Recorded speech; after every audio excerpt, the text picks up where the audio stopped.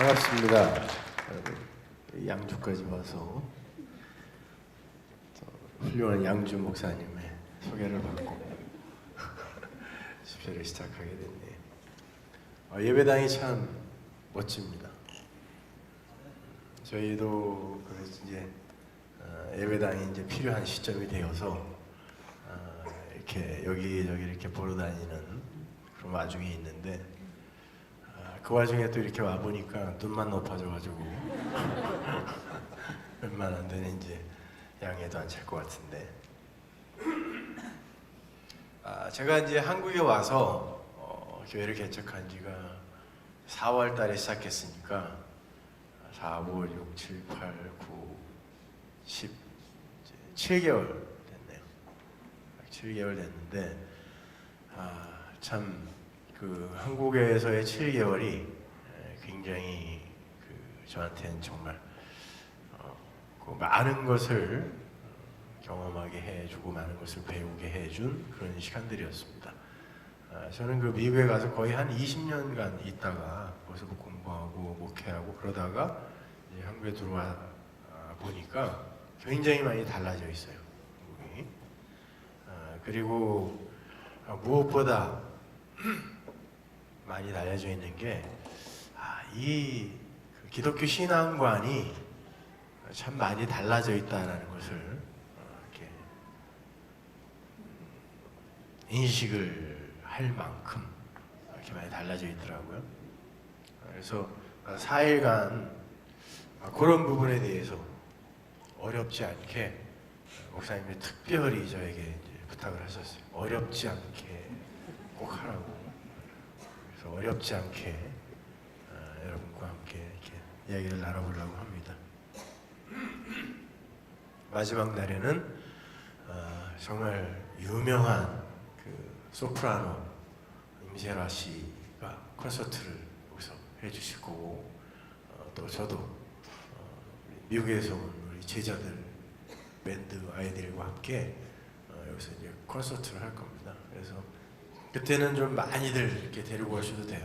꽉 차야 됩니다. 여기가 이 정도 인원 있으면 애들 그냥 가요. 그러니까 그때 일가신척 다 이렇게 모시고 오셔야 됩니다. 여러분들이 여태까지 보지 못했던 그런 콘서트, 무슨 찬양 집회 그러면 뭐 전부 은혜로 이해해 주세요 이거잖아요. 그런 거 아닙니다. 이제 여러분이 그 어느 무대에서도 보지 못했던 그런 괜히 말만 이렇게 먼저 해놓고 하여튼 많이 들어오시고요. 그 무엇보다도 조금 여러분이 이제 목사님 말씀하신 대로 마음을 조금 열고 들어주셨으면 좋겠어요. 이미 이제 제 설교를 좀 들어보셨던 또 인터넷 교인들 또 우리 서문화교회 교인들 이외에 제 설교를 아예 못 들어보신 그런 분들도 계실 텐데 그런 분들에게는 조금 충격일지도 모릅니다. 아무리 뭐 쉽게 또 그리고 많이 완화시켜 언어를 순화해서 제가 설교를 한다 하더라도 조금 여러분들에게 부딪히는 것들이 있을지 몰라요. 여러분이 좀 마음을 열고 한번 그냥 지금까지 내가 갖고 있던 모든 걸 이렇게 무장 해제시켜 놓은 다음에 그래 한번 이런 거 말고 다른 이야기가 있다면 그거 한번 들어보자 이런 마음으로 한번 들어봐 주셨으면 좋겠습니다. 자, 여러분은 예수를 왜 믿으세요?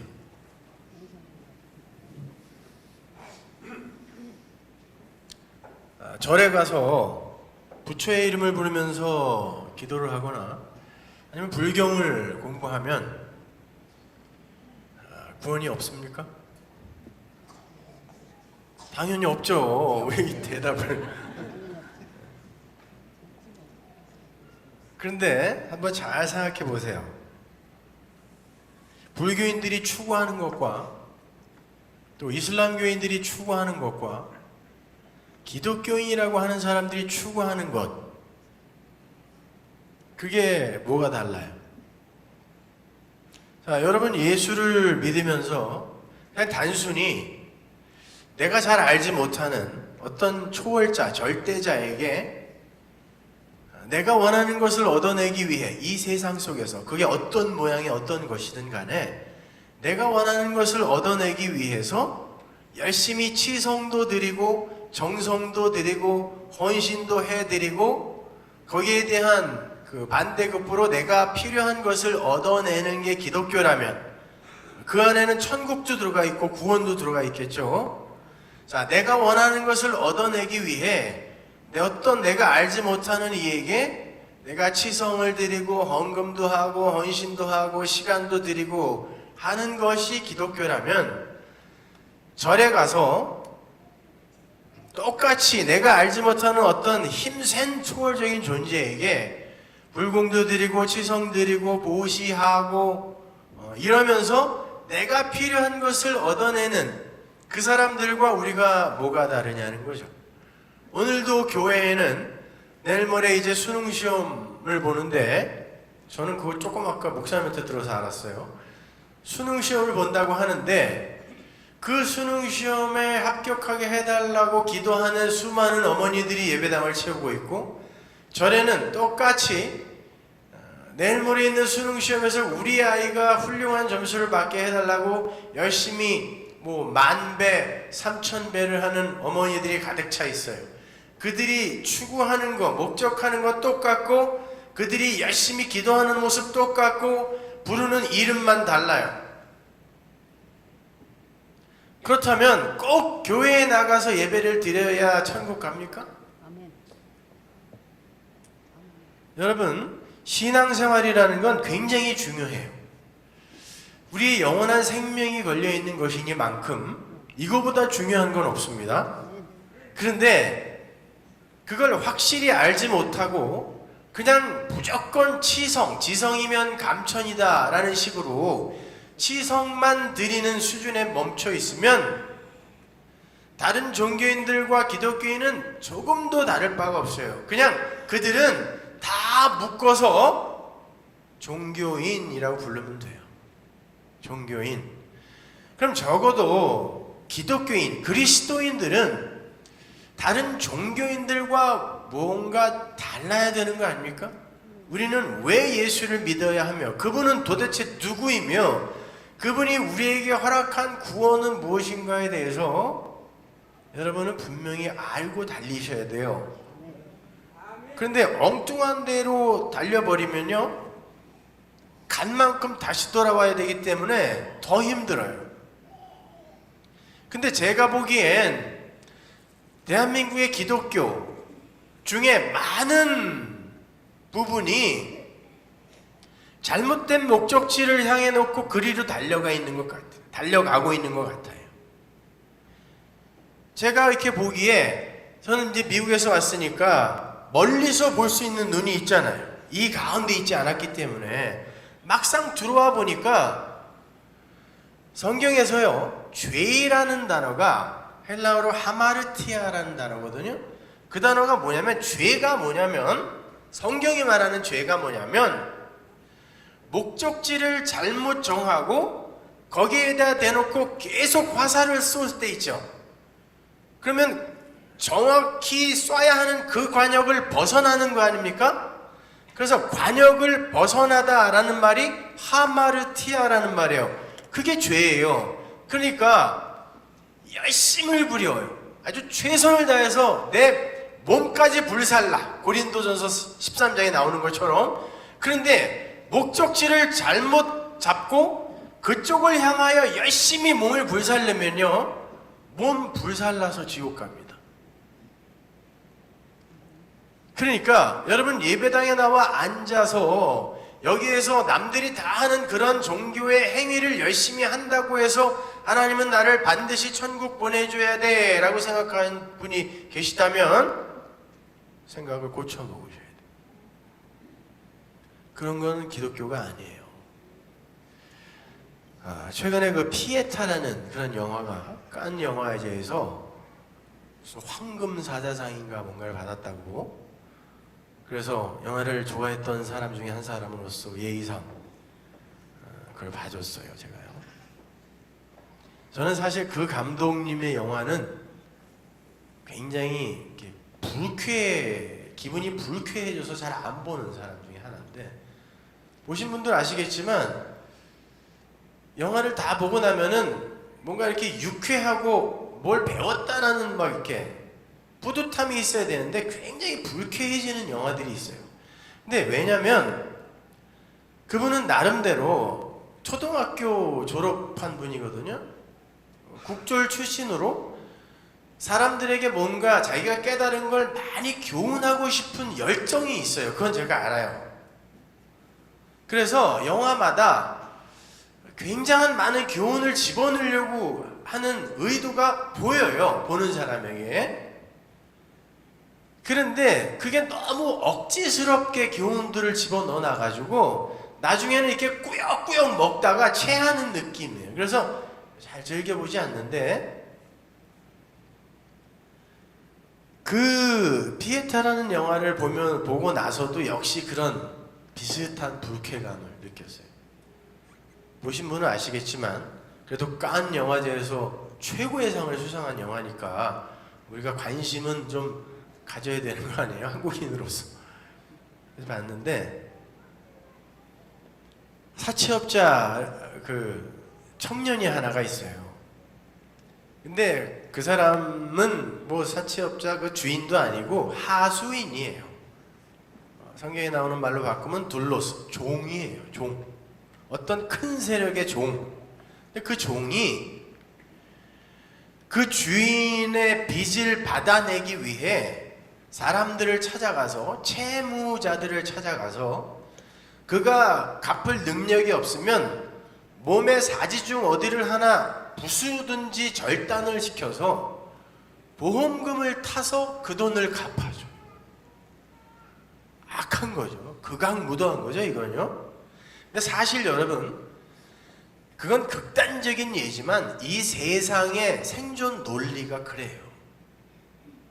사실은 모든 인간은 자기의 유익을 위해 언제든지 어떤 도덕적인 윤리적인 지탄을 받지 않거나 사회법적으로 이렇게 걸리지만 않으면 언제든지 상대방의 목에 빨대를 꽂을 준비가 돼 있는 게 사실은 이 세상이에요. 선악과 따먹은 아담들의 생존 법칙이 그래요. 그게 너무 그 잔인하게 그런 장면들을 그려놔서 그것도 사실 굉장히 불쾌했는데, 그 청년에게 어떤 아줌마가 하나 나타납니다. 근데 갑자기 뜬금없이 자기를 어렸을 때 낳아서 버린 엄마라는 거예요. 근데 이 청년은 믿을 수가 없죠. 거의 30여 년 가까이 한 번도 본 적이 없는 어떤 여자가 나타나더니 내가 네 엄마다 라고 하면서 쫓아다니면서 밥도 해주고 빨래도 해주고 사랑을 퍼부어 주는 거예요. 근데 한 번도 그런 사랑을 받아본 적이 없는 이 청년이 점점 그 사랑에 녹습니다. 근데 어느 날 이 엄마가 갑자기 없어져 버려요.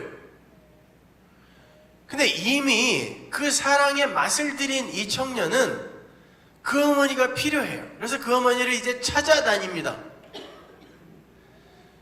그러면서 깨닫는 것이, 아, 내가 그렇게 나쁜 짓을 많이 해가지고 나에게 원한이 있는 어떤 이들이 내 어머니를 해코지한 거 아닌가 하고 그 사람들을 하나하나 찾아가기 시작하는데 아무도 그 어머니를 본 사람도 없어요.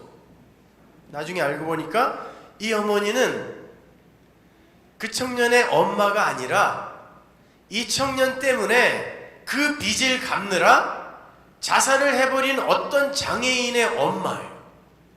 근데 그 아들이 너무너무 불쌍하고 너무너무 사랑스러워서 어디다 갖다 묻지도 못하고 집에다가 고이 모셔놨어요. 그만큼 사랑하는 아들이었는데 어떤 놈 때문에 자기 아들이 목매달아 죽어버린 거예요. 그래서 복수하려고 그 채권자의 그 하수인에게 접근을 해서 그 엄마의 사랑을 이렇게 일깨워 준 거예요. 그리고 나서 네가 그 사랑하는 사람을 잃었을 때 기분이 어떤지 한번 맛봐라 라고 접근을 한 거예요, 의도적으로. 그리고는 어느 순간 싹 사라지니까 이 청년이 정말로 패닉 상태가 된 거예요. 내가 그동안 사랑받지 못했던 사랑을 어디선가 지금 받았었는데 그 사랑의 대상이 없어졌어요. 그 과정을 통하여 자기가 얼마나 큰 죄를 지었는지를 깨닫고 이 청년이 그래, 이 죄를 갚을 수 있는 길이 과연 무엇일까? 고민하다가 어떤 사람이 내가 그놈은 정말 내가 트럭에 질질질질 끌고 다니면서 아주 그냥 피를 다 뽑아서 죽여버릴 거야 라는 이런 악담을 듣거든요. 자기를 향한 악담이었는데 자기가 죄를 씻을 수 있는 길은 그 길밖에 없다라고 생각하고 그 사람의 트럭에 자기를 꽁꽁 묶어버립니다.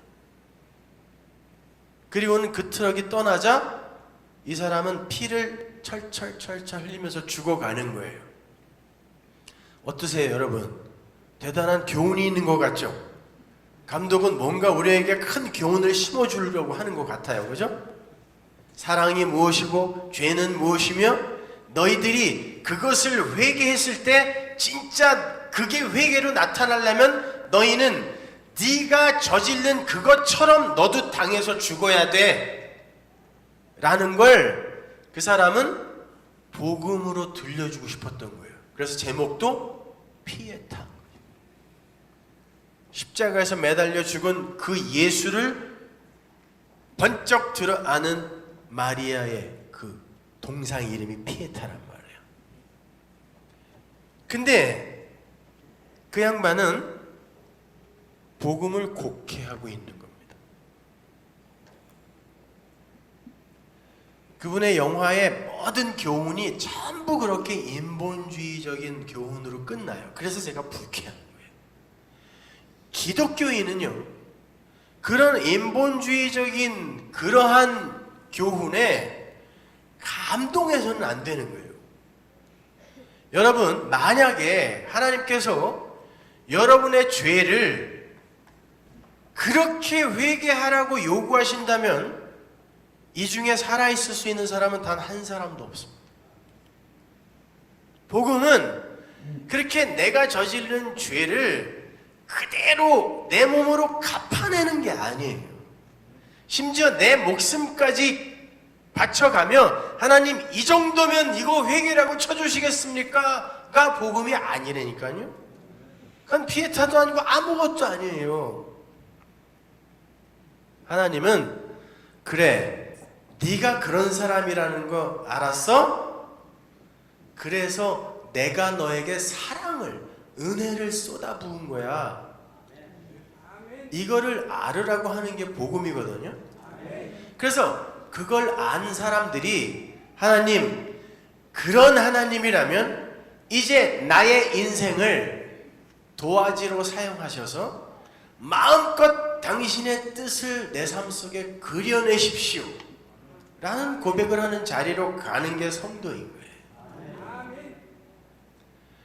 거기에서 터져 나오는 헌신이나 거기에서 터져 나오는 열심은 내가 어떤 것, 내가 필요한 것을 얻어내기 위해 억지로 행하는 헌신이나 열심과는 비교할 수도 없어요. 근데 오늘날은요, 우리나라 교회뿐만 아니라 전 세계 교회가 전부 어디로 향하고 있냐면 그 하나님은 나와 안 친해도 상관없어요. 나와 안 친해도 상관없는데 내가 그 양반이 나보다 훨씬 큰 힘을 갖고 있는 존재라는 건 어렴풋이 알겠어요. 그러니까 어차피 내가 그분의 도움을 받아서 이 세상에서 내가 원하는 어떤 자리로 가든지 아니면 내가 원하는 모습으로 자라날 수 있다면 그분의 도움을 받아야 되니까 거기에다 대놓고 무서워서, 두려워서, 혹은 잘 보이기 위해서 그냥 열심을 부리고 있는 이런 모습들인 거죠. 근데 거기에서의 주인공은 바로 그 사람입니다. 하나님이 아닌 거예요. 여러분, 잘 고민하셔야 돼요. 여러분은 어떠십니까? 어떤 하나님을 믿고 계세요? 제가 비전교회는 개혁 성결교회이면서도 개혁 신학을 바탕으로 해서 공부를 하고 계신다라고 들었습니다. 그리고 열심히 성경을 강의하고 계시고 그것을 기꺼이 받아들이면서 공부하고 계시는 분들이 우리 양주 비전교회라고 들었기 때문에 여러분은 그 성경을 통해서 그 하나님을 충분히 공부하셨으리라 믿습니다. 근데 여러분이 바라보시기에 정말 여러분의 형제 자매가 그런 복음이 바탕이 되지 않은 그냥 아무 교회나 다니고 있으면 그냥 괜찮아 라고 하실 만큼 그들이 안전하다고 생각하세요? 여러분, 초대교회 때 사도들이 아직 살아있을 때 그들이 뭐라고 성경을 기록했냐면 적그리스도, 거짓 선지자, 그들이 나중에 온다고 생각해? 아니, 지금 와 있다라고 했거든요. 그런데 하물며 그로부터 2000년이 지난 지금 교회에 간판이 붙어 있고 십자가가 걸려 있다고 해서 전부 예수 믿는 게 맞습니까? 천만의 말씀입니다. 그렇다면 종교 개혁이라는 건 있어서는 안 되는 거예요. 그때가 전 세계가 복음화되어 있었던 정말 전무후무하던 때였어요. 아니, 전 세계의 왕이 교황이었다니까요. 그럼에도 불구하고 종교 개혁이 일어났다는 건 그 전 세계의 기독교가 전부 가짜였다는 거예요. 그래서 하나님이 어떤 일을 시켜 이거 아니라고 가서 얘기해 라고 와서 이야기하는 게 종교 개혁이에요. 그럼 오늘날은 여러분 안전합니까? 자신 있으세요?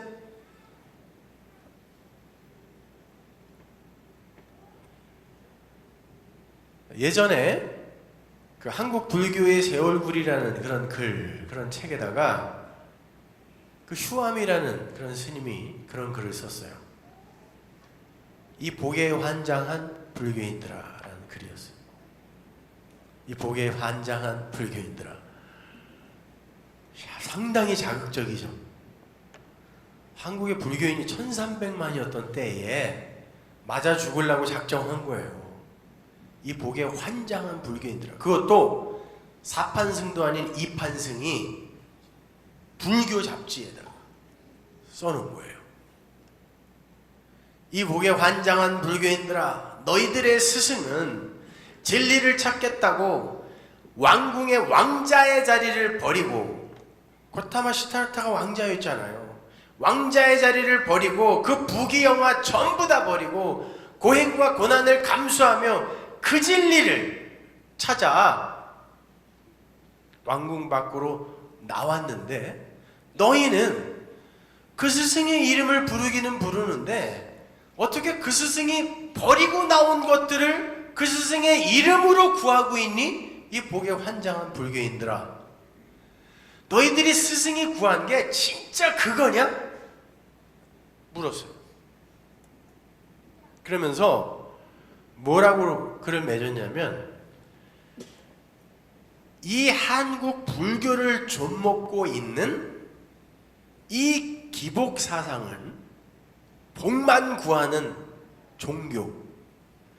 이 기복 사상은 내 조국 대한민국의 불교 인구가 1300만에서 130명으로 줄어든다 할지라도 반드시 때려 부숴야 될 것이다 라고 이야기를 했어요.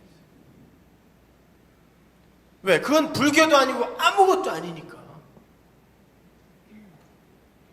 그러면서 내 조국 대한민국에 진짜 불교가 있는 걸까?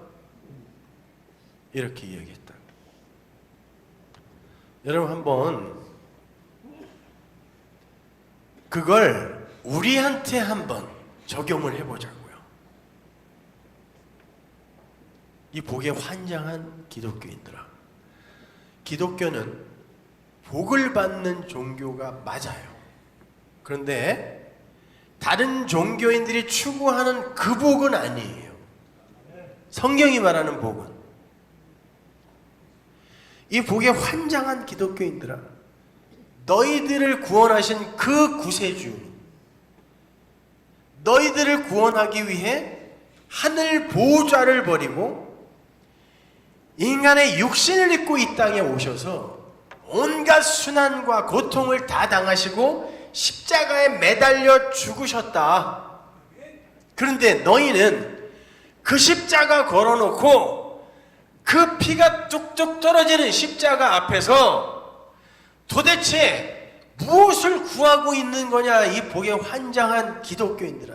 너희가 그 십자가에 달린 그 예수, 그 메시아, 그 그리스도를 진짜 알고 있는 것이냐, 복에 환장한 기독교인들아.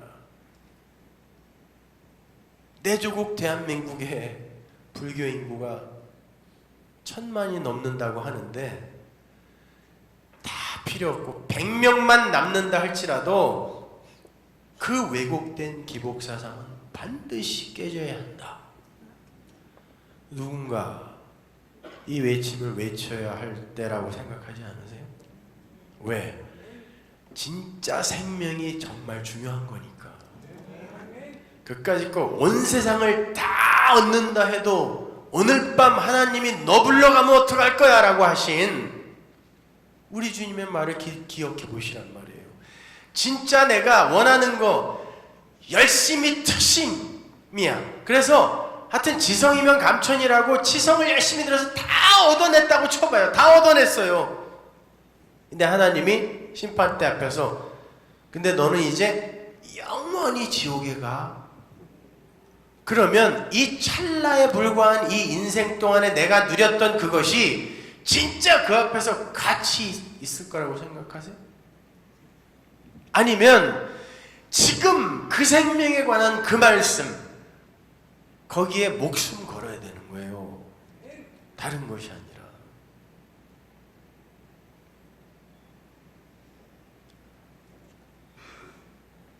자, 여러분 한번 생각해 보세요.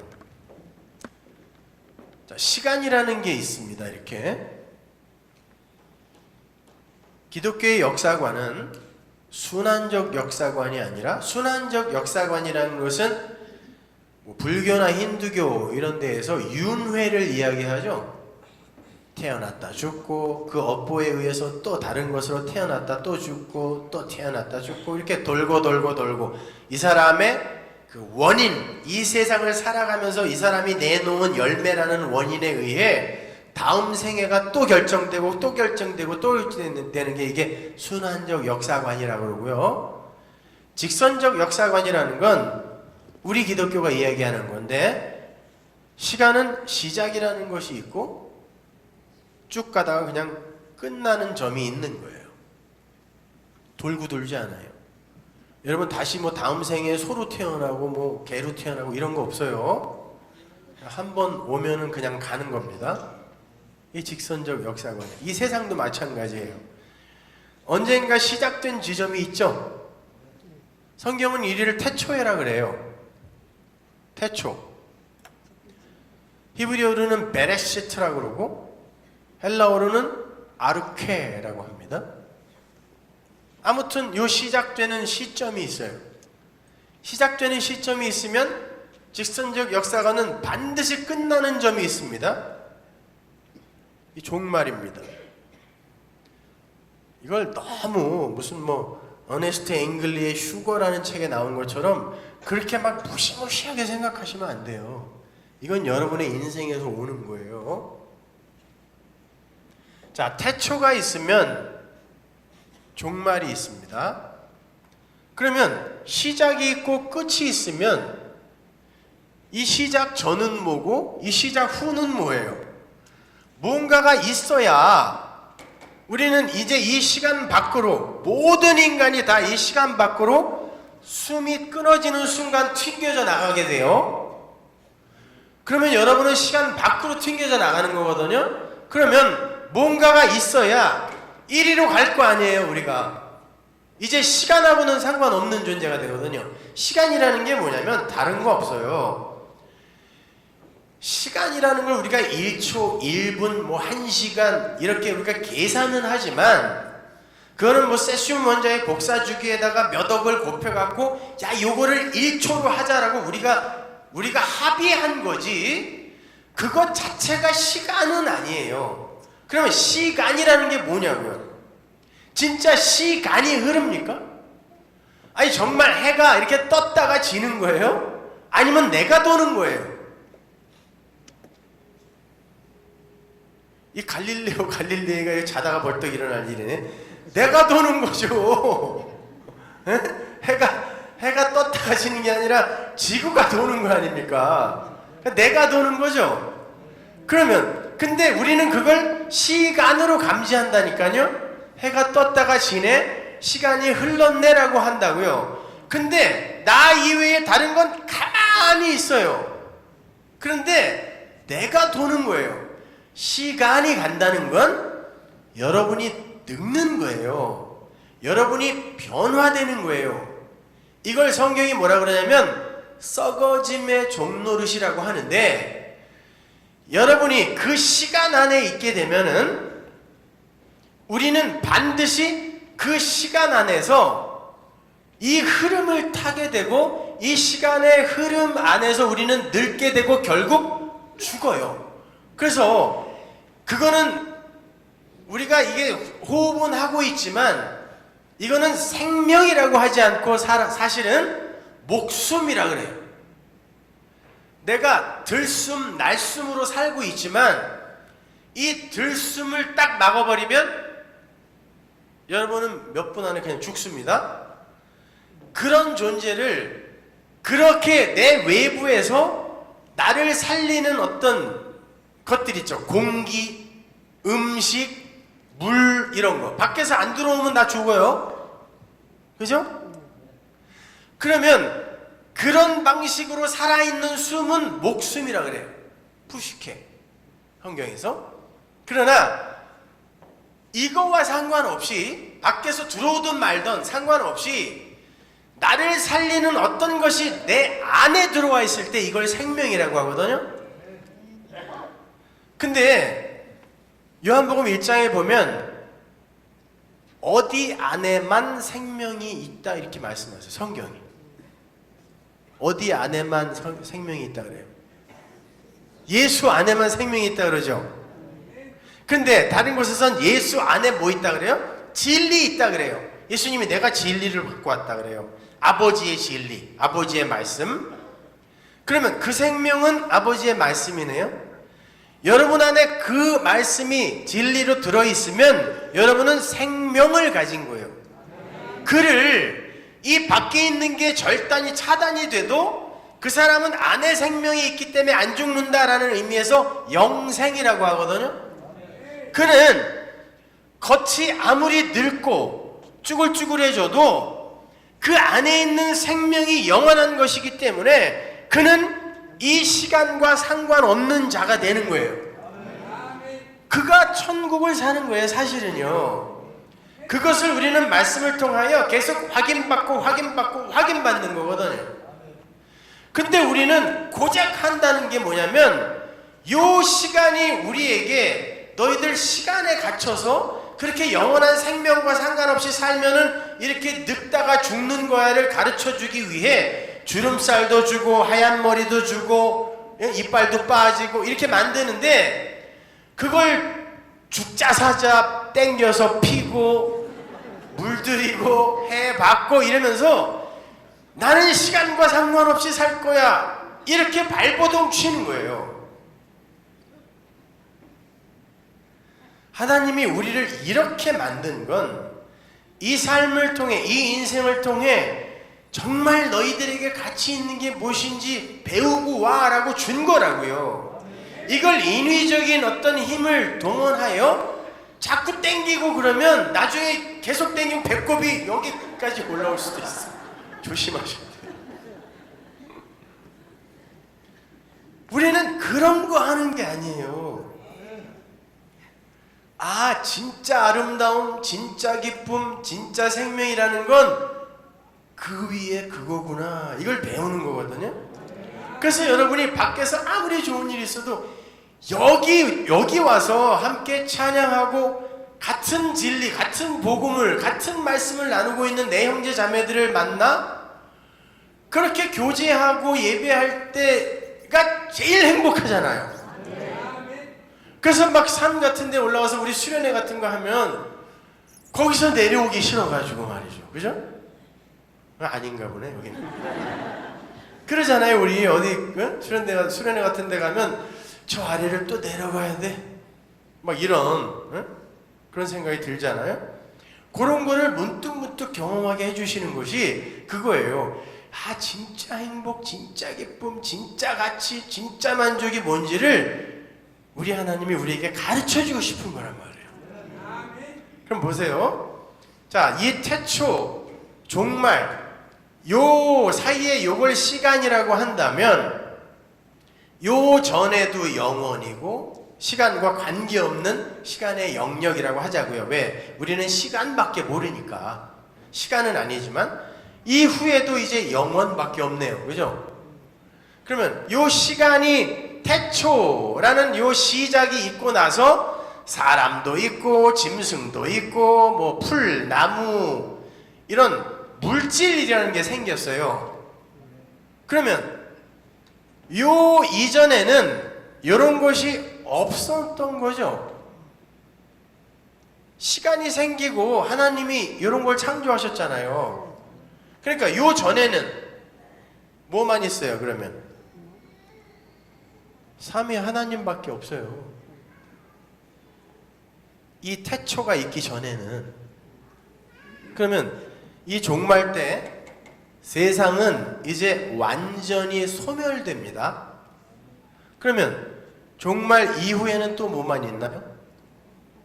하나님은 계시고 여기는 하나님의 백성이 보태지는 거예요. 제가 굳이 이렇게 시간을 사이에 두고 나눴지만 영혼은 이렇게 나누어지는 게 아니에요. 하나인데 이 시간을 사이에 두고 제가 하나님께서 이 시간을 왜 창조하셨는지를 설명해 드리기 위해 이렇게 나눠 드린 겁니다. 그러니까 이 시간을 통과하면서 여기에서 발생돼야 하는 게 뭐냐면 하나님의 백성의 창조인 거예요. 그런데 하나님의 백성은 어떻게 여기에서 시작되어 이리로 들어가야 되는가? 여기가 이제 성경이 말하는 약속의 땅이라는 곳이에요. 약속의 땅, 하나님 나라라는 곳이거든요. 이걸 출애굽기에서 이렇게 모형으로 설명해 줬죠. 인간들이 세상에서 나옵니다. 나와서 시작을 해요. 어디서 시작하냐면 광야에서 이제 시작을 해요. 인생을. 그래서 광야 40년을 살죠. 광야 40년 동안에 여기에서 나온 하나님의 백성들이 한 일이 뭡니까?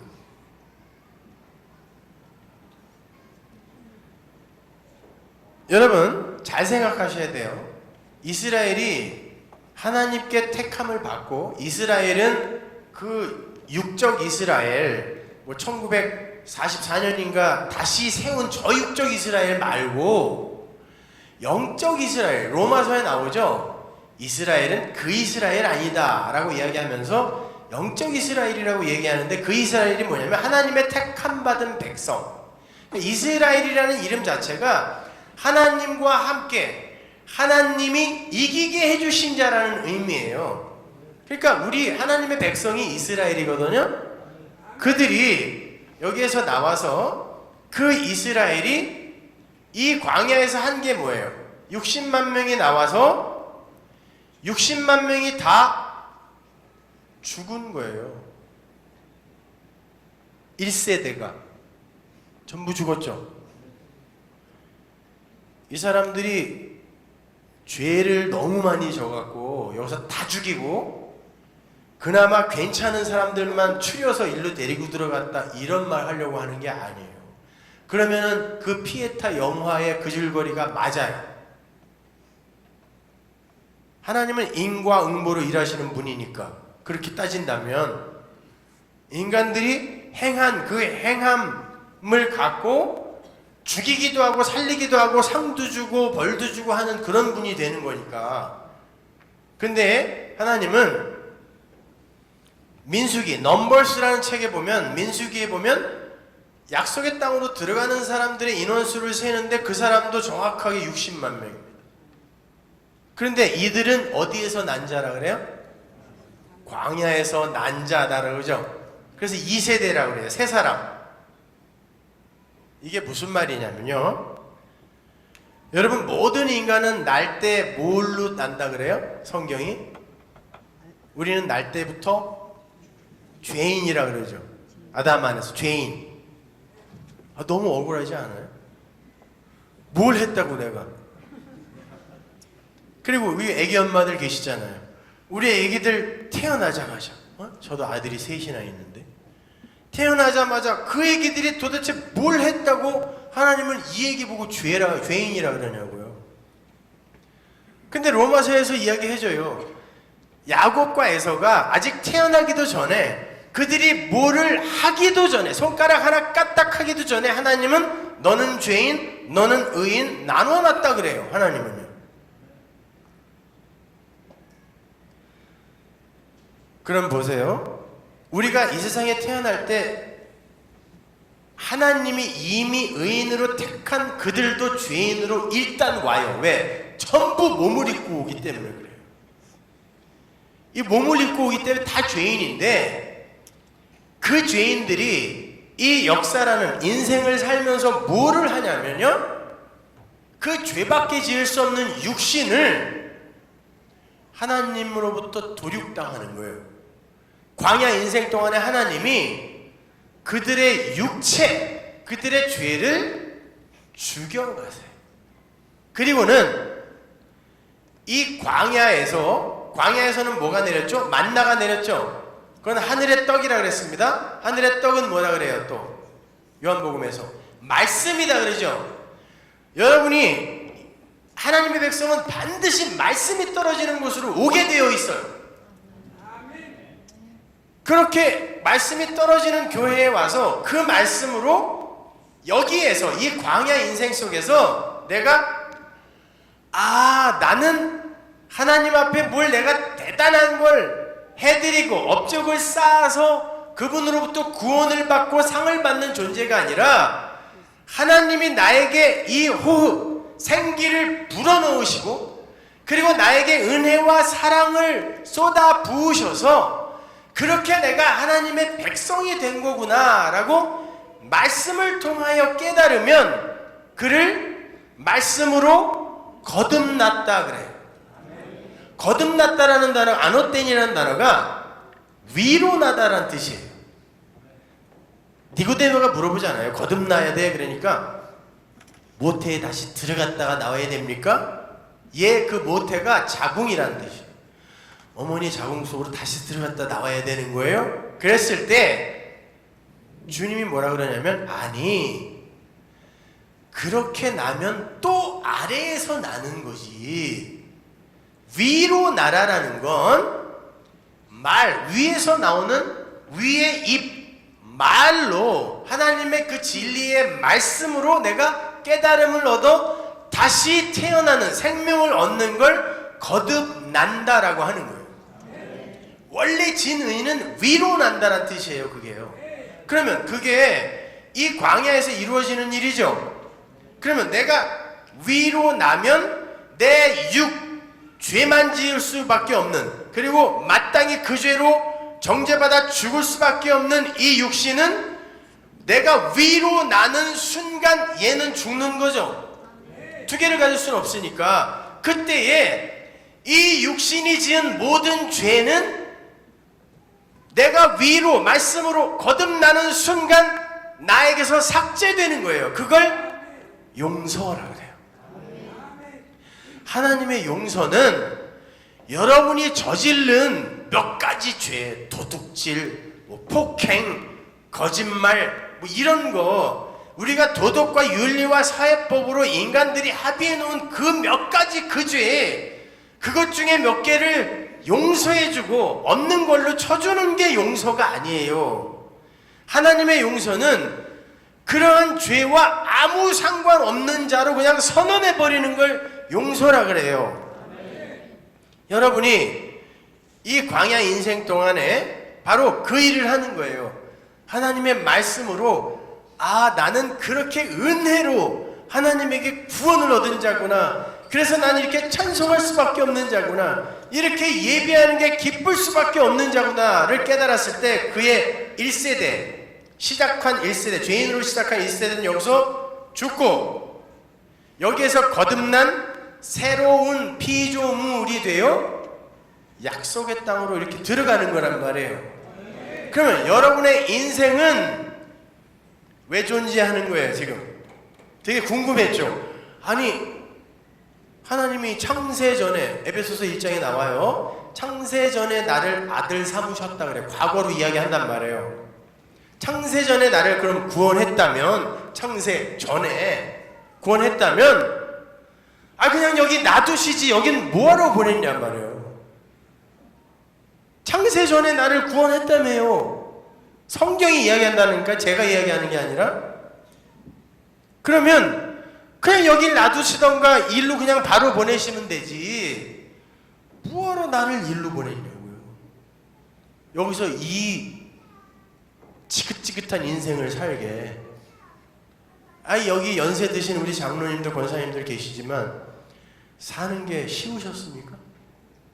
솔직히 가끔가다 한번 기대되는 그 낙 때문에 버티고 여기까지 온 거지 인생은 누구에게나 다 고해인 거예요. 힘들어요. 근데 그냥 예배당에 와서 나 사는 거 힘들어, 고통스러워 그러면은 사람들이 저 믿음도 없는 인간 저거 기도도 안 하니까 저렇게 힘든다고 그럴까봐 아무 일 없는 척하고 있는 거예요. 다 그냥. 근데 전부 한 사람 한 사람 이렇게 들여다보면 가슴은 갈기갈기 다 찢어져 있어. 그러니까 여러분은 예배당에 와서 쇼하는 그런 버릇부터 버리셔야 돼요. 여기 오면 그냥 부부들도 전부 다 금슬이 다 좋아. 나가면 저희 싸우는 거 다 아는데 여기만 오면 전부 손잡고 다니고 자기 먹어 뭐 이러면서. 그래야 저 사람들은 신앙으로 멋지게 인생을 저렇게 업그레이드 시키고 있구나라는 평가를 받는다는 걸 교활한 인간들이 알고 있거든요.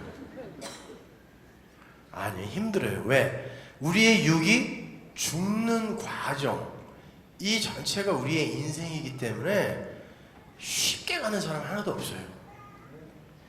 그 사람이 외양으로 볼 때는 저 사람은 뭐 돈도 많고 자식들도 잘 됐고 심지어 공부도 많이 했네. 그런 사람은 또 얼굴도 잘생겼어.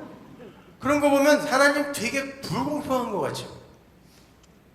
천만의 말씀. 고통 총량의 법칙이라는 게 있어요. 모든 인간의 고통을 하나하나 재서 딱 저울에 달아보면 다 똑같아. 돈 많다고 여러분 힘든 거 없는 줄 아세요? 자식 새끼 잘 돼 있다고 진짜 힘든 거 없는 줄 아세요? 잘 돼 있는데 한 3년에 한 번씩 올까 말까 해. 그 기다림 다 힘들어요. 그런데 그게 옳습니다. 하나님 인생은 이런 거라는 걸 이렇게 껍데기 하나만 벗겨보면 아무것도 아니다라는 걸 내가 알고 가는 게 나에게 주어진 인생을 올바로 사는 게 맞습니다. 하나님 하고 깨닫고 가는 사람이 여기서 죽는 거예요. 그들이 이 인생 속에서 자기의 종말을 만든 사람들이라니까요. 그러면 그 사람들은 이미 여기에 들어가 있는 사람이 되는 거예요. 근데 이게 계속 지속되면 좋은데 다음날 일어나면 또 잊어버려요. 그래갖고 평생에 듣던 말씀 또 들려주시오 또 들려주시오 그러는 거예요. 자꾸 잊어버리니까. 그래서 설교자들이 먹고 사는 거예요. 한 번 얘기해서 다 알아들으면 난 내 다음 주부터 어디 가서 뭐 하냐고. 고맙게도 얘기해주면 다음 주에 얘기하면 또 새로워해. 나 너무 감사해요. 여러분들한테. 자꾸 잊어버려줘서. 우리는 여기에서 그렇게 내 육신을 삭제당하고 하나님에게 빼앗기고 이 땅의 백성으로서 하나님의 은혜가 나를 이렇게 만들어낸 거군요 라고 이렇게 감격하는 그 예배를 올리다가 가면 되는 거예요. 다른 거 없어요. 근데 그 인생 속에서 우리 육신이 연약해서 우리 육신이 원하는 것들이 있죠. 그런 것들을 하나님에게 조르고 그런 걸 주지 않았을 때 하나님을 원망하고 그럴 수도 있어요. 그러나 복음을 진짜 올바로 깨달은 사람들은 그걸로 점철된 인생을 살 수는 없습니다. 그게 아니라는 걸 알기 때문에 그래요. 어느 순간 포기가 되고 하나님이 나한테 안 주는 게 맞구나. 한번 생각해 보세요. 여러분이 원하는 걸, 원했던 걸 진짜 하나님이 다 들어줬다고 한번 생각해 보세요. 여러분은 지금보다 훨씬 더 불행해졌을 겁니다. 복권 맞은 사람들의 90% 이상은 인생을 전부 세상에게 뺏겼어요. 우리는 그런 것들이 있으면 우리는 행복할 수 있을 거라고 생각해요. 그런데 보세요. 재벌 회장들이 목을 매달아 죽고 자기 빌딩에서 투신해서 자살을 하고 우리가 상상할 수도 없는 그런 재산과 인기를 가진 연예인들이 수시로 음독을 하고 자살을 하고 아니 우리는 그것만 있으면 괜찮을 것 같지 않아요? 가져본 적이 없어서. 그런데 가진 사람들이 그걸로 행복하지 않아 라는 걸 자기들이 세상에게 이렇게 증명해주고 간다니까요. 그렇다면 적어도 성도가 하나님 앞에 매달려서 구해야 할 것이 그런 종류의 것은 아니다라는 걸 우리는 눈치는 채야 될 거 아닙니까? 근데도 새벽에 나와서 기도하는 거 보면 전부 그거야. 난 새벽에 그냥 앉아가지고 듣거든요. 주로 하도 시끄럽게들 기도를 해가지고 다 들려. 근데 한 얘기 또 하고 한 얘기 또 하고 하니까 안 들을 수도 없고. 근데 전부 그거예요. 아파트 값 좀 올라가게 해주세요. 자식이 뭐 요번에 승진을 해야 되는데 뭐 다 그거. 이 진리가 우리 자식들에게 혹은 내 아내에게 내 남편에게 우리 부모에게 잘 이해가 되어서 함께 이 천국 백성으로 살 수 있게 해주세요. 안 그러면 난 정말 하나님 너무 힘들고 괴로울 것 같아요. 뭐 이런 울부짖음. 하나님 내가 정말 올바른 복음을 알고 있는 것입니까? 그런데 내 인생은 왜 이렇게 그 복음으로 기쁜 적이 가끔밖에 없을까요? 그것이 좀 더 횟수가 많아지게 될 수는 없을까요? 뭐 이런 고민.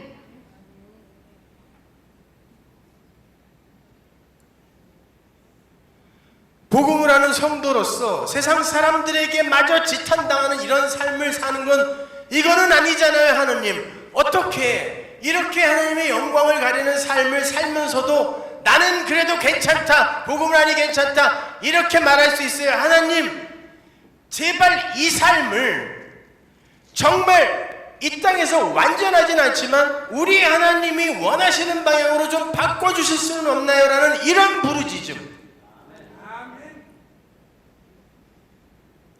그냥 전부 나와가지고 뭐 지난 일주일간은 세상에게 져서 그렇게 살 수밖에 없었지만 하나님 이렇게 하나님 앞에 왔으니 또 용서해 주시고 이런 날도둑 놈들이 어딨어요. 그냥 날로 먹겠다는 거 아니에요. 매주 와갖고 그냥 하나님은 나를 용서하셔야 할 의무가 있고 나는 그렇게 주장할 권리가 있는 이런 기독교가 돼버렸다니까요.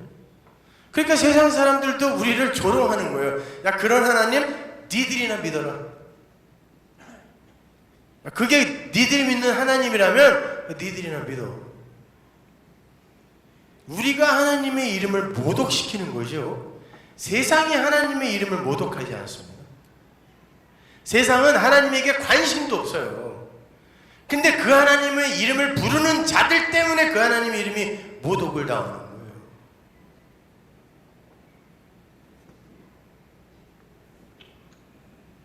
그렇잖아요. 여러분 우리가 신앙생활을 한다고 하면서 얼마나 안일하게 신앙생활을 했습니까? 그냥 대충 이러다가 살다 가면 그냥 천국 보내주시겠지. 근데 막연한 추측이라 그 불안함은 늘 내 안에 있어. 그러니까 혹시 몸이라도 아플까봐 그냥 전전긍긍하는 거지. 아니, 하나님이 너 이제 이 세상, 여기는 하나님의 나라를 모형하는 모형이었으니까 이제 진짜 내 나라로 와, 내 백성 와. 그게 우리의 죽음이잖아요. 근데 그 앞에서 당당한 사람을 내가 몇 명 못 봤어. 저는 목사니까 임종을 자주 한단 말이에요. 병원에 가서. 그러면 전부 제 손을 붙들고 나를 살려달라 그래. 누구 하나 당당하게 목사님 이제 제가 드디어 그 나라로 갑니다. 축하해 주세요.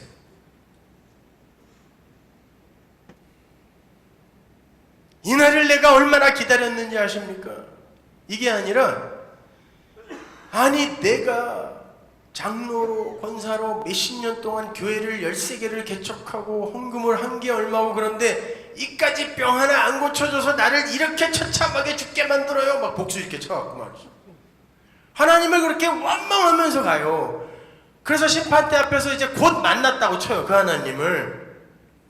그 하나님과 영원히 그 천국에서 살고 싶겠어요? 그 원망스러운 하나님이?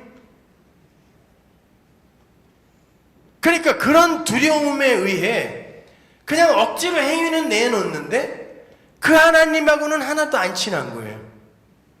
그래서 전부 막연히 그냥 천국은 갈 거는 같기는 한데 무섭기는 하고 그러니까 떠나기도 뭐하고 또 살자니 힘들고 어정쩡하게 그냥 그러니까 지들끼리 싸우고 사람한테 상처받아 교회 안 나와.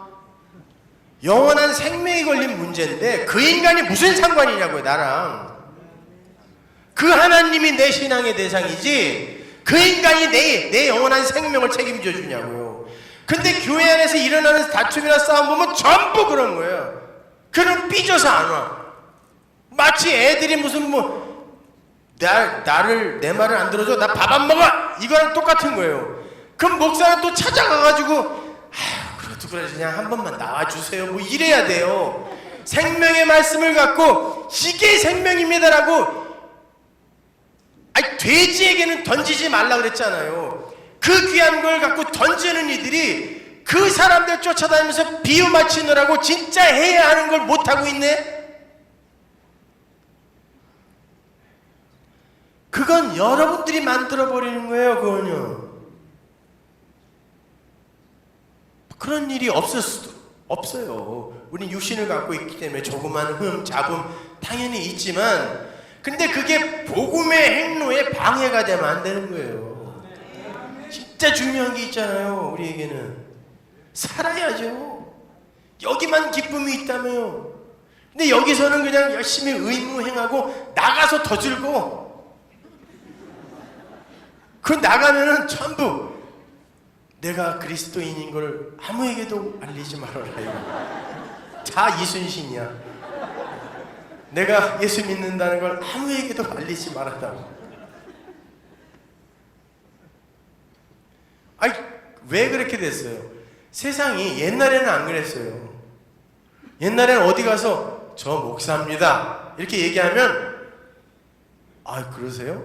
그럼 이번에 한번 믿어드리죠 이거였는데 저 목사입니다 그러면 그래 그러니까 너는 더 조사해봐야 돼 막 이렇게.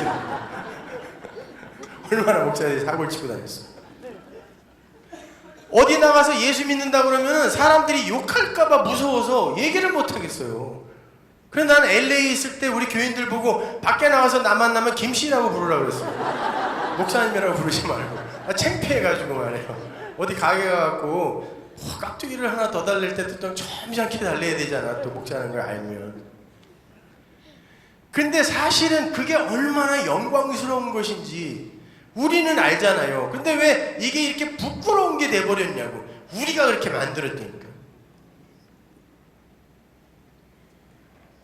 세상 사람들이 저것들은 욕심도 많아갖고 기도해갖고 이 세상에서도 다른 사람들보다 더 많이 갖게 해달라고 저렇게 밥까지 굶어가면서 저렇게 기도하고 게다가 천국까지 보내달라네.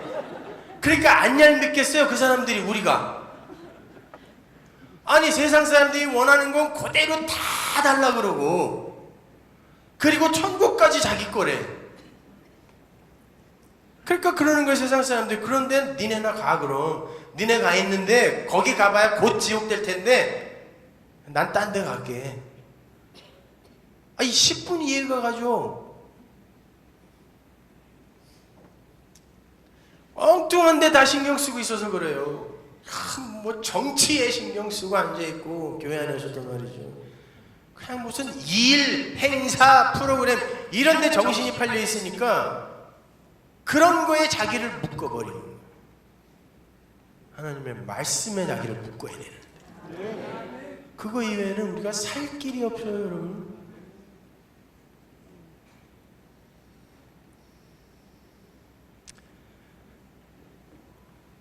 이제 서론인데 여기서 더 했다가는 내일 아무도 안 올 것 같아서 내일부터는 진짜 제가 이렇게 말씀을 한번 풀어드릴 테니까 살리고 싶은 분들을 데리고 오세요.